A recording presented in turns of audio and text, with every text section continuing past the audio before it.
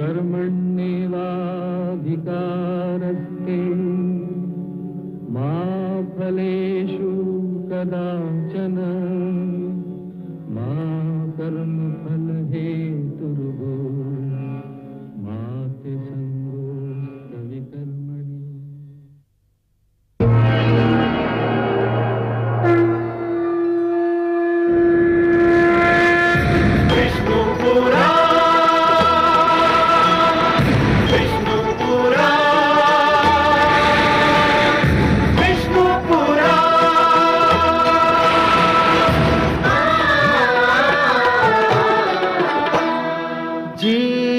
ज्ञान ब्रह्म ज्ञान अथ श्री विष्णु पुराण ओम की कथा महान जय श्री विष्णु पुराण विष्णु पुराण विष्णु पुराण विष्णु पुराण प्रगटे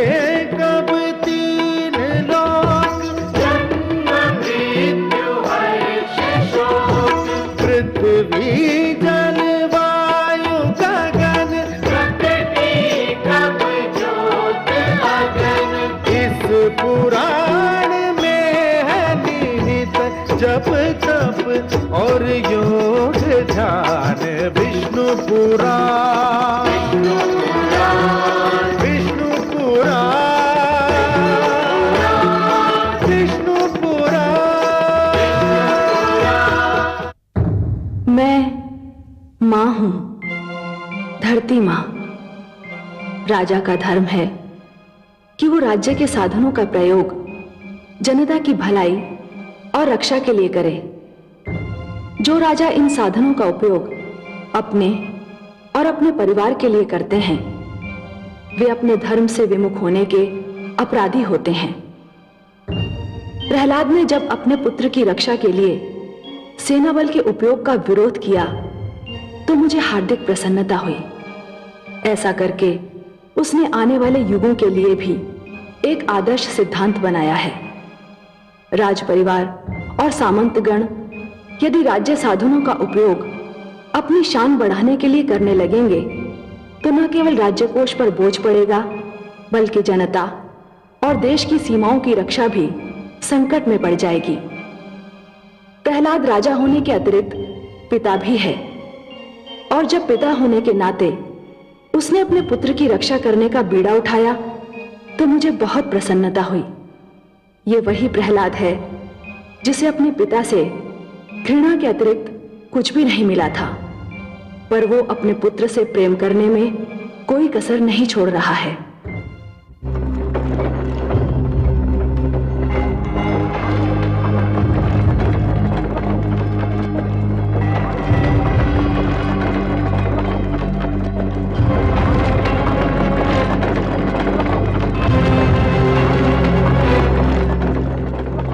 रुको सारथी।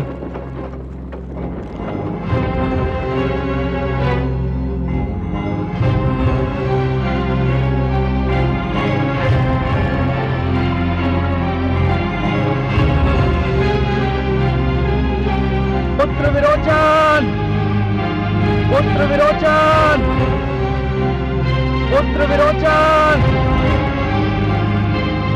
पुत्र विरोचन।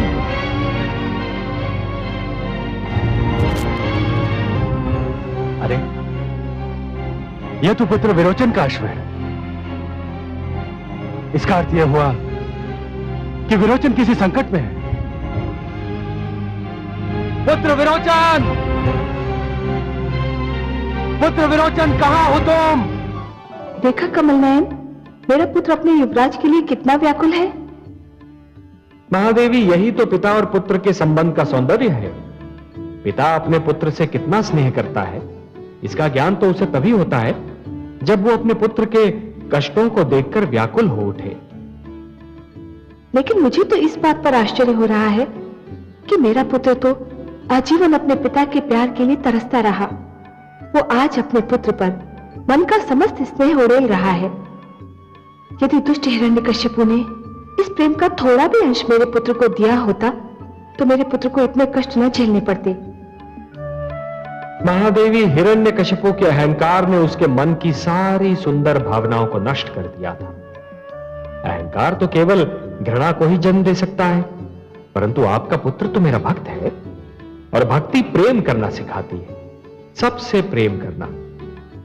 हे महादेवी, जिस प्रकार खेत केवल उसी धरती पर लहलहाते हैं जहां की मिट्टी गीली और नरम हो, उसी प्रकार प्रेम का जन्म केवल उसी मन में हो सकता है जहां भक्ति और श्रद्धा का निवास हो। पर आप ये मत समझिए महादेवी कि आपके पुत्र की परीक्षा समाप्त हो चुकी है। तो क्या मेरे पुत्र को अभी और परीक्षा देनी है? हाँ महादेवी, जिस प्रकार प्रकाश फैलाने के लिए दीपक को रात भर जलना पड़ता है, उसी प्रकार किसी व्यक्ति को महान बनने के लिए आजीवन परीक्षाएं तो देनी ही पड़ती हैं। पुत्र प्रेम पिता की निर्णय शक्ति की सबसे बड़ी परीक्षा होती है महादेवी, और पुत्र प्रेम में संयम रखना बहुत कठिन होता है। प्रहलाद को भी आज यह सिद्ध करना होगा कि जिस संयम का प्रदर्शन उसने आज तक किया, कहीं वो उसे पुत्र प्रेम में खो तो नहीं देता।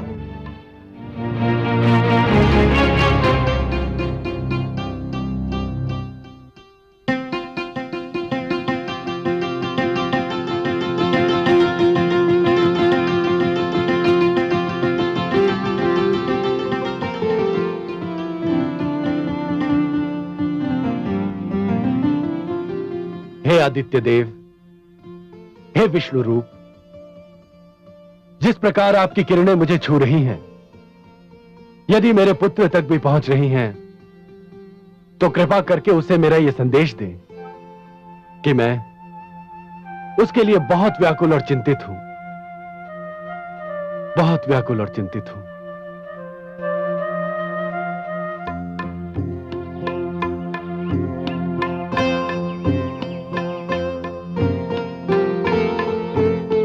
युवराज, यदि मेरी ओर से आपकी सेवा में कोई भी कमी रह गई हो तो मुझे क्षमा कर दीजिएगा।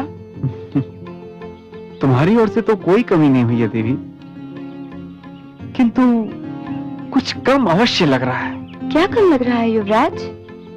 लगता है मैं कुछ अपना यहाँ छोड़े जा रहा हूँ।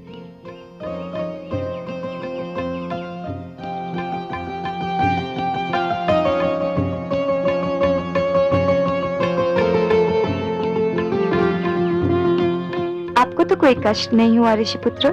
कष्ट? कैसी बात करती हैं देवी? यहां पर जो सुख का अनुभव मुझे हुआ है, उसकी तो मैंने कभी कल्पना भी नहीं की थी। यहाँ जिस सुख, शांति और आनंद का अनुभव मुझे हुआ है, इससे पहले जीवन में कभी नहीं हुआ था। इस कुटिया में बिताए हुए पल जीवन भर मेरे साथ रहेंगे।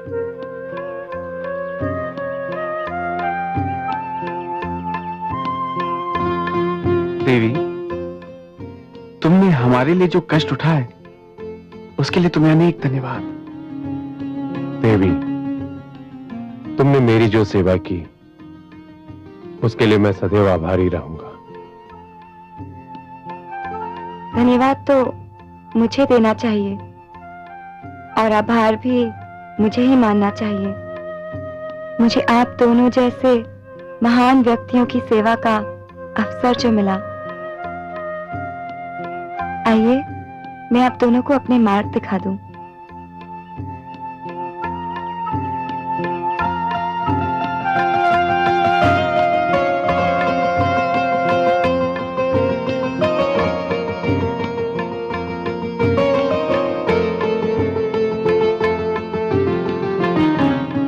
ऋषिपुत्र, ऋषि अंगिरा का आश्रम उधर दक्षिण की ओर है, आप उधर जाइए।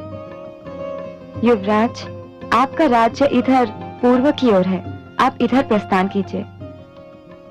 अच्छा मुनिवर। अच्छा युवराज। अच्छा देवी।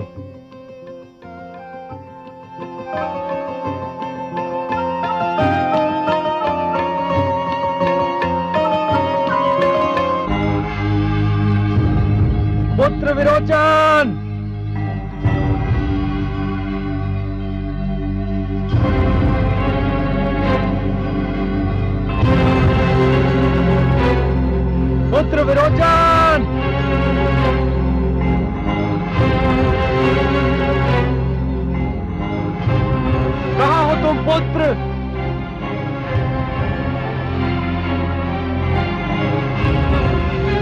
पुत्र विरोचन!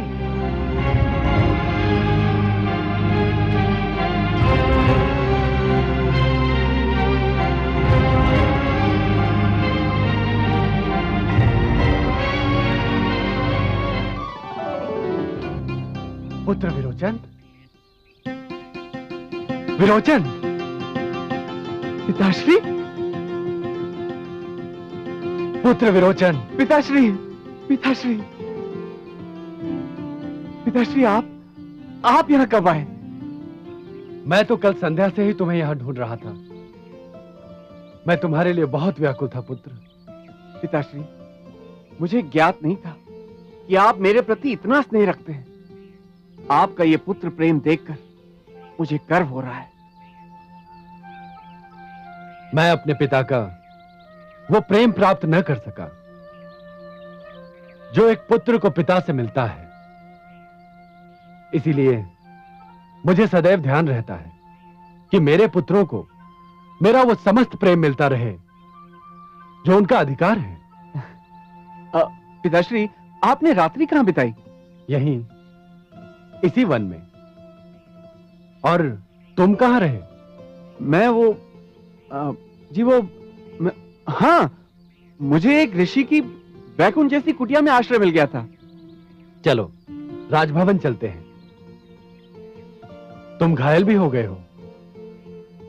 तुम्हारी दादी श्री और माता श्री तुम्हारे लिए अधिक व्याकुल हो रही हैं। हम शीघ्र न पहुंचे तो वो और अधिक व्याकुल हो जाएंगी। चलो चलिए।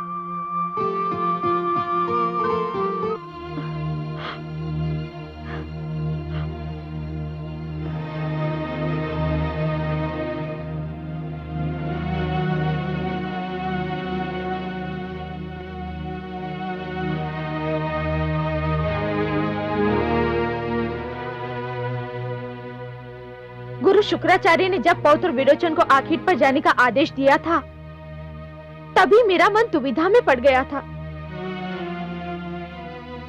न केवल उनका आदेश अनुचित था, बल्कि आदेश देने का समय भी। माताश्री, मुझे भी लगता है पुत्र विरोचन को नहीं जाना चाहिए था। दुर्भाग्य से उसी समय ये भयंकर आंधी और वर्षा आई। न जाने मेरे पौत्र पर क्या बीती होगी। मेरे पुत्र को सकुशल लौट आने दीजिए। मैं महाराज से अनुरोध करूंगी कि वे गुरु शुक्राचार्य का आश्रम किसी वन में बनवा दे, ताकि वे मेरे पुत्र से और मेरा पुत्र उनसे दूर ही रहे।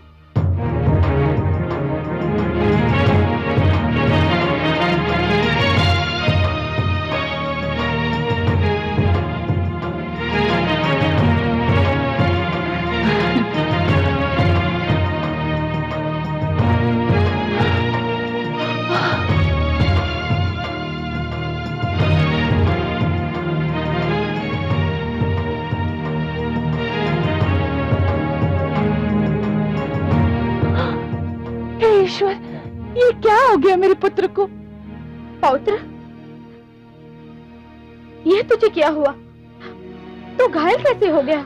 न जाने कितना रक्त बह गया होगा। अब तो देखो, पीला पड़ गया है। साधारण चोटें हैं माते, 2-4 दिन में ठीक हो जाएंगी। चुप रहे पौत्र, इतने गहरे घाव है और तू इसे साधारण चोटें कह रहा है? पौत्र, इसे शीघ्र ही वैद्यराज को दिखाओ।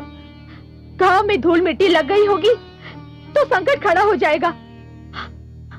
जा रहा हूं दादी श्री, जा रहा हूं, वहीं जा रहा हूं, उसी के पास जा रहा हूं जिसके पास इन घावों का उपचार है।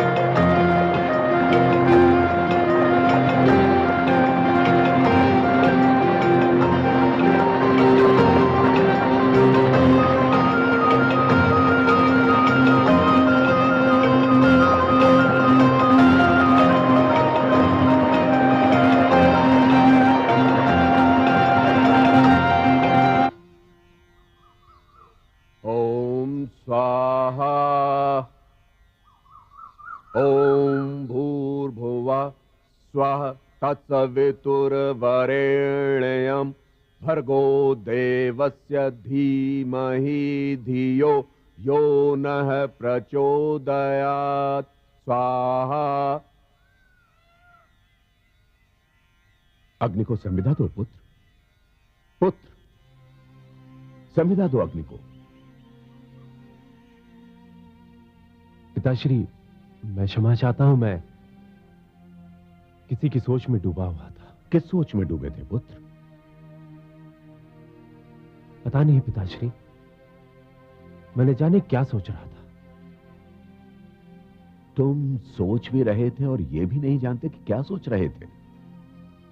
फिर तो समस्या अत्यंत ही गंभीर है पुत्र, क्योंकि आयु के जिस मोड़ पर तुम हो उस मोड़ को वर्षों पूर्व मैं पार कर चुका हूं और ये भलीभांति जानता हूं कि इस मोड़ का पथिक क्या सोचता है। फिर भी कुछ बताओ तो पुत्र। ऐसी कोई बात नहीं है पिताश्री। यदि कोई ऐसी बात है पुत्र जो बताई नहीं जा सकती, तो मेरा परामर्श है कि उसके विषय में सोचना ही छोड़ दो, क्योंकि फिर वो पाप के अतिरिक्त और कुछ नहीं हो सकती। और यदि वो पाप नहीं है तो मेरी ये बात भी मानो पुत्र कि पुत्र के विचारों का भागीदार पिता से बढ़कर और कोई नहीं हो सकता। क्या बात है पुत्र?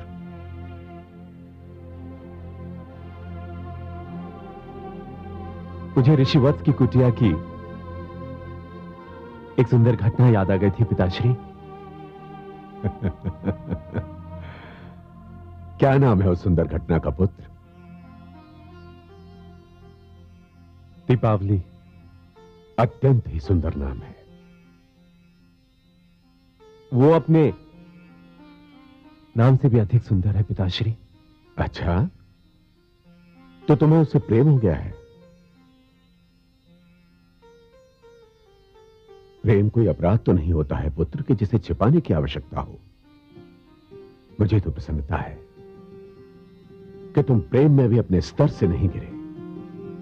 तुमने प्रेम किया भी तो वत्स जैसे महान ऋषि की कन्या से। एक ऋषि कन्या मेरे आश्रम की शोभा बढ़ाएगी, इससे अधिक प्रसन्नता की और क्या बात हो सकती है पुत्र? किंतु पिताश्री, मेरी समझ में नहीं आता कि मैं ये बात दीपावली से कैसे कहूं। जाओ और उसके समक्ष विवाह का प्रस्ताव रखो पुत्र। हां, मेरी ओर से अनुमति है, क्योंकि मैं नहीं चाहता कि प्रेम के कारण मेरा पुत्र ऋषि के स्थान पर कवि बन जाए।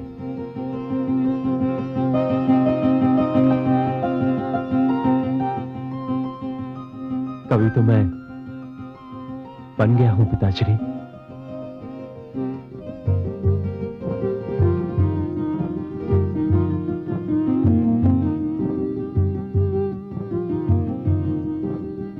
शिष्य विरोचन,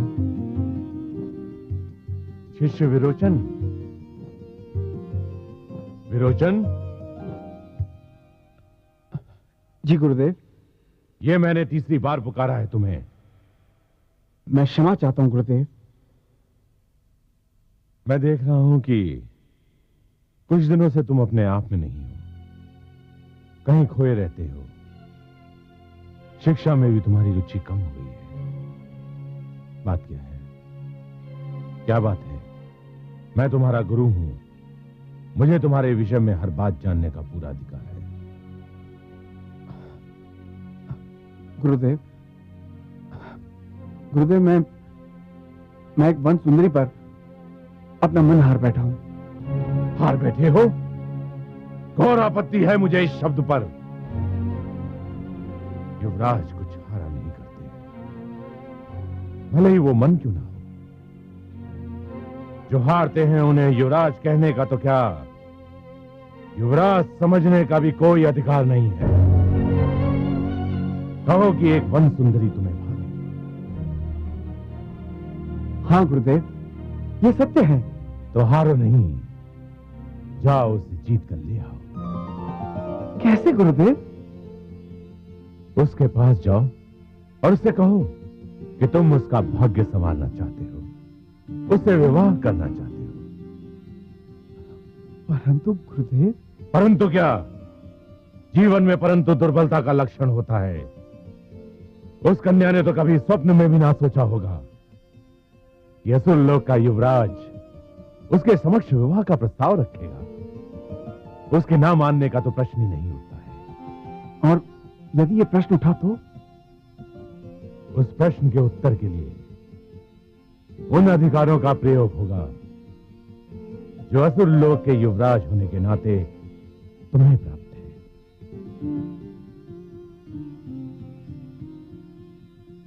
प्रेम में शक्ति का प्रयोग करना उचित नहीं गुरुदेव। ऐसी बातें कवियों को शोभा देती हैं, राजकुमारों को नहीं। राजकुमारों को शक्तियां इसलिए नहीं मिलती हैं कि एक साधारण सी कन्या उनके प्रस्ताव को अस्वीकार कर दे और वे सिर झुकाए चुपचाप खड़े रहे। जाओ उस वन सुंदरी को लेकर आओ। जो आज्ञा गुरुदेव।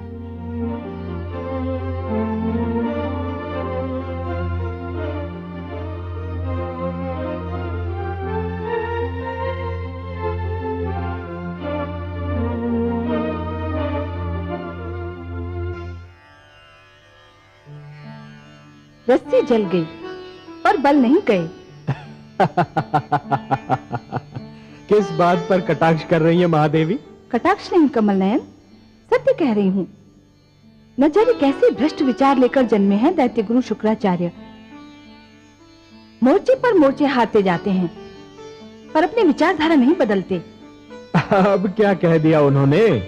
उचित परामर्श न देने और अपने शिष्य को उचित पाठ न पढ़ाने की जैसे सौगंध ही खा रखी है उन्होंने।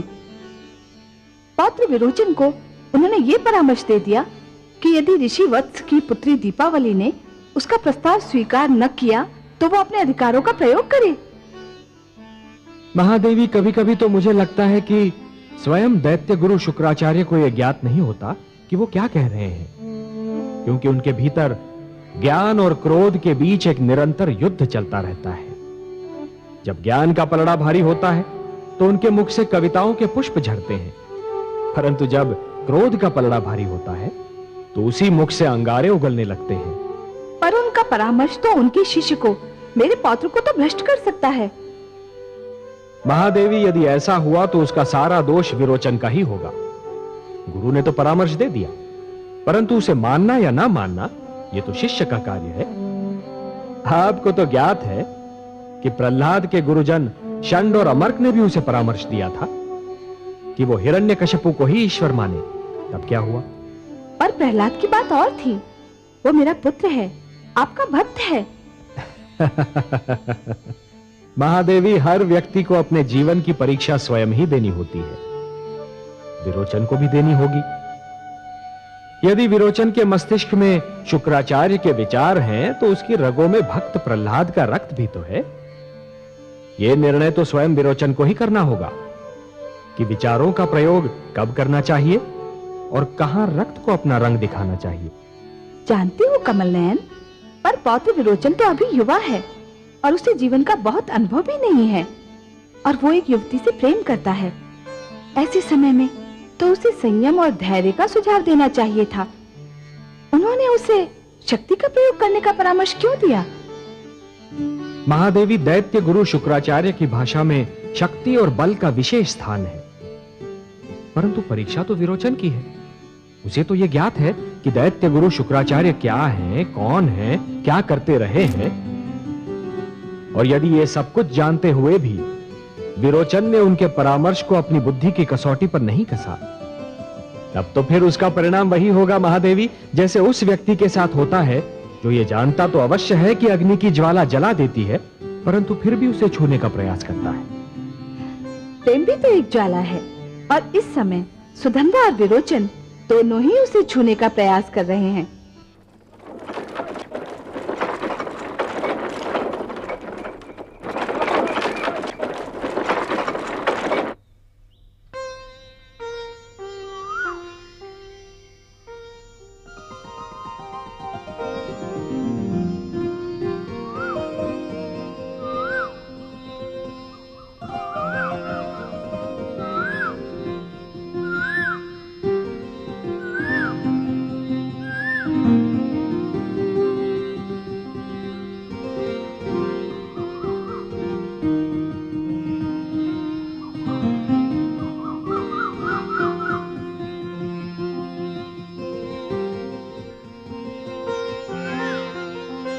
देवी,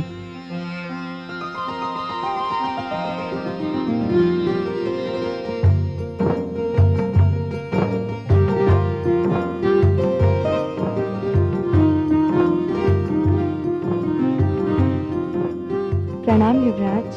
प्रणाम देवी। आश्चर्य हुआ हाँ। मेरे समय आने पर? नहीं, इस संयोग पर कि बस एक क्षण पहले मुझे आपका ध्यान आया था और दूसरी क्षण आप स्वयं आ गए। तुम्हें तो मेरा ध्यान अभी आया था देवी। मैंने जिस घड़ी तुम्हें सबसे पहली बार देखा था, उस घड़ी से इस पल तक जब मैं तुम्हें फिर देख रहा हूं, तुम्हारे ध्यान ने मेरा साथ एक पल के लिए भी नहीं छोड़ा। पधारिए युवराज, आपका स्वागत है। कैसे कष्ट किया? मैं तुमसे एक प्रश्न पूछना चाहता हूं दीपावली। मुझसे? अवश्य पूछिए। दीपावली, क्या तुमने कभी अपने भविष्य के विषय में सोचा है? भविष्य के विषय में? मैं आपका प्रश्न समझी नहीं युवराज। क्या तुमने कभी नहीं सोचा कि तुम अपने जीवन के शेष वर्ष कैसे बिताओगी? नहीं, पर आप ये क्यों पूछ रहे हैं? इसलिए, यदि तुमने नहीं सोचा कि तुम्हारे भविष्य का क्या होगा, तुम्हारे जीवन के शेष वर्ष कैसे बीतेंगे, तो अब इस विषय में सोचना भी मत। क्यों? क्योंकि मैंने निर्णय कर लिया है। तुम्हारा भविष्य असुरपुरी के राजभवन में और तुम्हारे जीवन के शेष वर्ष मेरी पत्नी के रूप में मेरे साथ बीतेंगे। और मैं जानता हूं तुम्हें इस निर्णय पर कोई आपत्ति नहीं होगी। ठहरो देवी।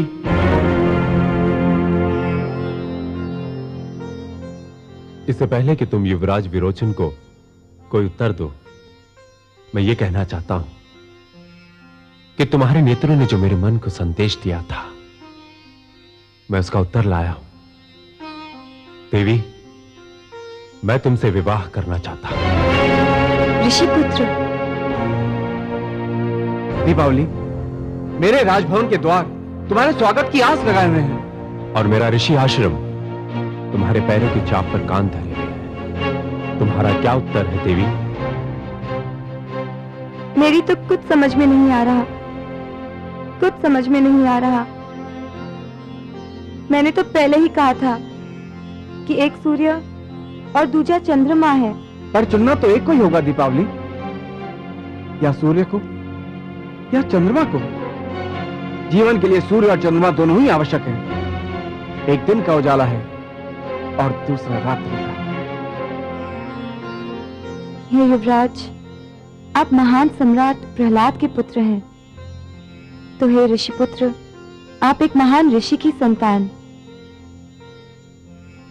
कोई ऐसा गुण नहीं जो आप दोनों में ना हो, और कोई ऐसा दोष भी नहीं जो आप दोनों में से केवल एक में हो। आप दोनों ही श्रेष्ठ हैं। मेरे मन में आप दोनों के लिए बहुत कोमल भावना है।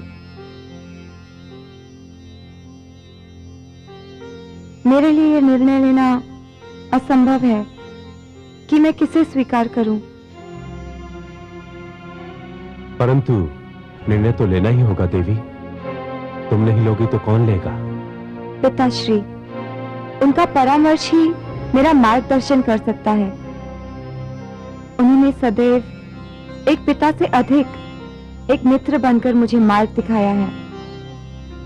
आप दोनों को उनके लौटने तक प्रतीक्षा करनी होगी। मैं प्रतीक्षा करूंगा। पर मैं प्रतीक्षा नहीं कर सकता देवी। क्यों युवराज? तुम्हारे पिताश्री एक ऋषि हैं दीपावली, और संयोग से सुधनवा के पिताश्री भी एक ऋषि हैं। और मुझे भय है कि ऋषि होने के कारण तुम्हारे पिताश्री सुधनवा का पक्षपात करेंगे। मैंने तुमसे प्रेम किया है दीपावली, और मैं अपने इस प्रेम को किसी भी स्थिति में खोना नहीं चाहूंगा। देवी, एक प्रेमी नहीं घमंडी युवराज बोल रहा है। तुम इसे कुछ भी समझ सकते हो सुधनवा, किंतु मैं आज दीपावली को अपने साथ ले जाने आया था और मैं इन्हें अपने साथ ले जाकर ही रहूंगा। यह शक्ति और अधिकार का अनुचित उपयोग है। मैं इसे प्रेम प्रयास कहता हूं। तुम जो चाहे इसे नाम दे सकते हो। मैं देवी दीपावली को अपने साथ अपनी नगरी लेकर जाऊंगा। ये मेरे गुरु शुक्राचार्य के आश्रम में रहेंगी, जहां इन्हें सोचने का और निर्णय लेने का पर्याप्त समय मिलेगा। तुम अपने कार्य की कितनी भी सुंदर शब्दों में व्याख्या कर लो, किंतु ये बलपूर्वक अपहरण के अतिरिक्त और कुछ भी नहीं। नारी अपहरण सबसे बड़ा पाप है। दीपावली, तुम्हें मेरे साथ चलना होगा। तुम चाहो तो मैं तुम्हारी रक्षा कर सकता हूं। नहीं ऋषिपुत्र, मैं अपने कारण दो महान व्यक्तियों के बीच हिंसा नहीं होने दूंगी।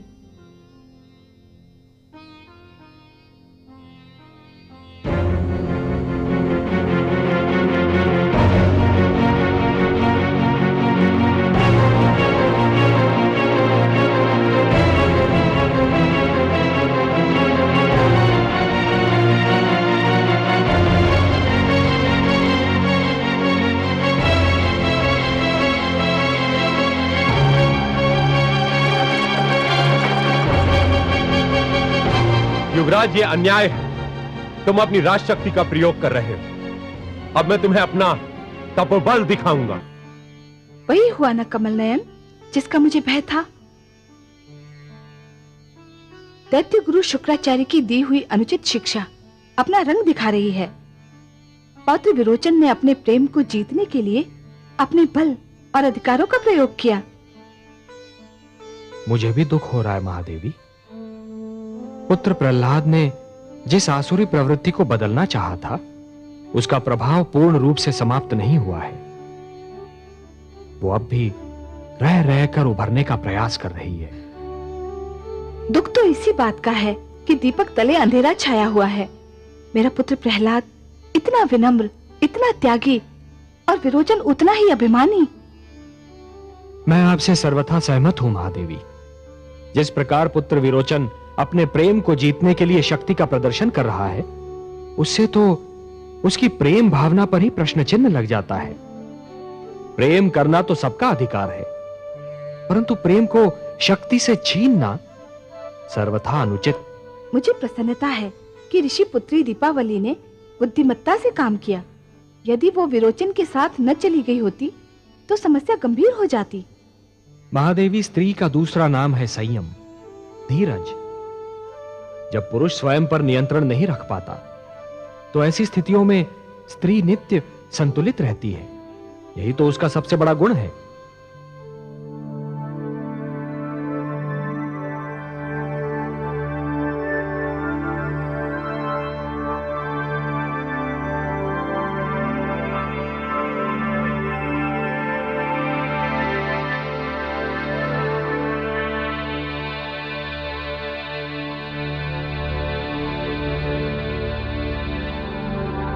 गुरुदेव,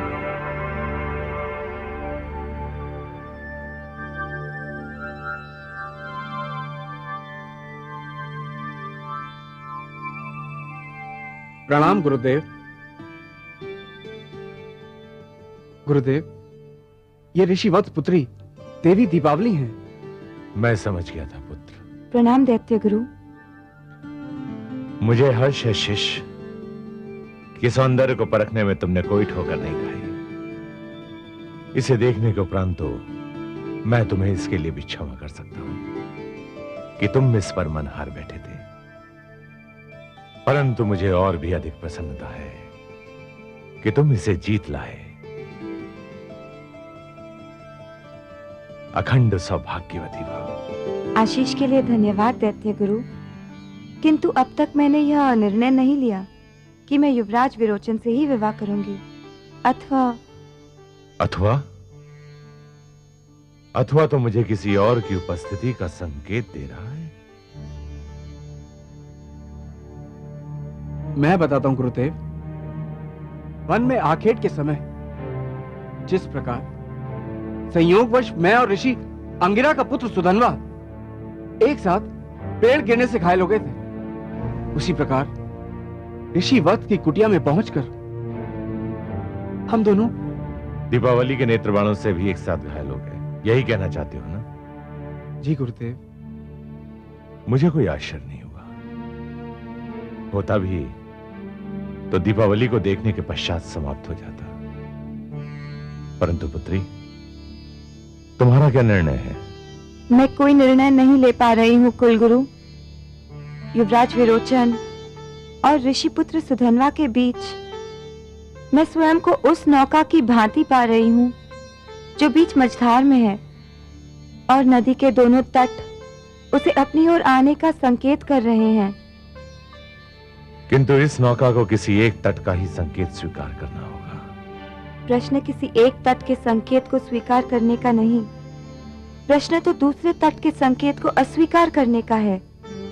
और इसी स्थान पर पहुंच के मैं स्वयं को असमंजस में पा रही हूँ।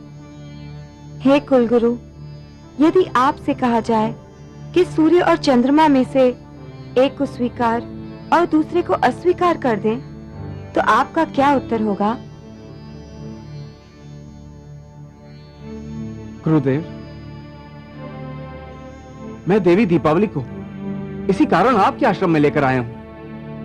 मैं चाहता तो इन्हें राजभवन में भी लेके जा सकता था, किंतु मैंने सोचा कि राजभवन में रहकर देवी ये न सोचे कि मैं उन पर कोई दबाव डाल रहा हूं। ऋषि की पुत्री ऋषि शुक्राचार्य के आश्रम में स्वयं को अधिक स्वच्छंद और स्वतंत्र समझेंगी। अवश्य शिष्य। ऋषि पुत्री दीपावली, मेरे इस आश्रम में तुम्हारा हार्दिक स्वागत है। तुम यही समझो कि तुम अपने पिता श्री ऋषि वत्स के आश्रम में ही हो। धन्यवाद कुलगुरु। देवी, यदि मेरे कारण आपको कोई कष्ट हुआ हो तो मुझे खेद है। प्रणाम गुरुदेव।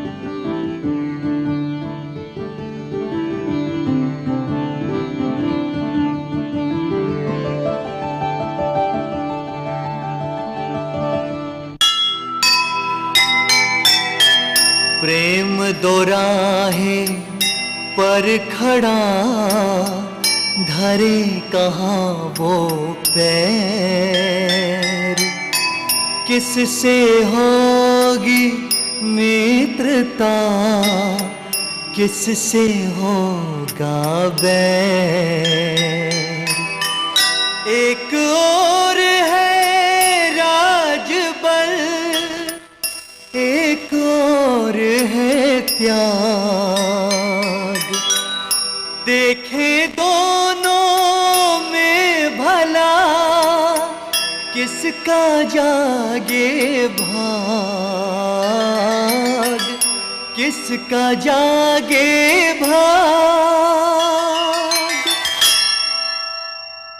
जो सुनेगा ये पुराण, पाएगा सुख और ज्ञान, पाएगा सुख और ज्ञान। कर्म को ही धर्म जान, प्रेम की तू छेड़तान, प्रेम की तू छेड़तान। बीते युग बता रहे हैं, बीते युग बता रहे हैं, सत्य पथ पे चल